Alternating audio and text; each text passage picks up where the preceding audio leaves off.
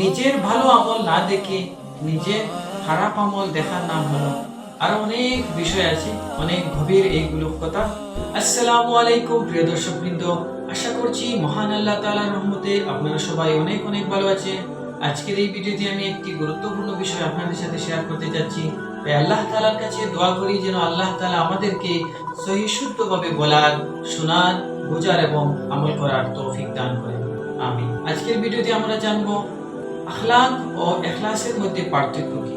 সেই বিষয়টি আপনারা মনোযোগ দিয়ে বোঝার চেষ্টা করবেন এবং ভিডিওটি অন্যদেরকে দেখার সুযোগ করে দেবেন ইনশাআল্লাহ। আমি একজন বড় উলামার কাছ থেকে শুনেছিলাম, সেই বিষয়টি আপনাদের সাথে শেয়ার করতে যাচ্ছি। অন্যের খারাপ আমল না দেখে ভালো আমল দেখার নাম হলো আখলাক।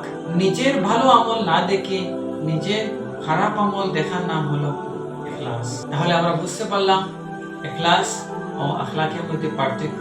আরো অনেক বিষয় আছে, আমি সংক্ষেপে 2-4টি লাইন আপনাদের সাথে শেয়ার করেছি। অনেক গভীর এইগুলো কথা, আমাদেরকে সেই বিষয়ে আমাদেরকে বুঝতে হবে, জানতে হবে এবং সেই বিষয়ে আমল করার চেষ্টা করতে হবে। তাই আল্লাহ তাআলার কাছে দোয়া করি আল্লাহ তাআলা আমাদেরকে ইসলামকে সহিষ্ণুভাবে বোঝার এবং আমল করার তৌফিক দান করেন। তাই প্রিয় দর্শক, আজকের এই ভিডিও থেকে বিদায় নিচ্ছি। আসসালামু আলাইকুম ওয়া রাহমাতুল্লাহি ওয়া বারাকাতুহু।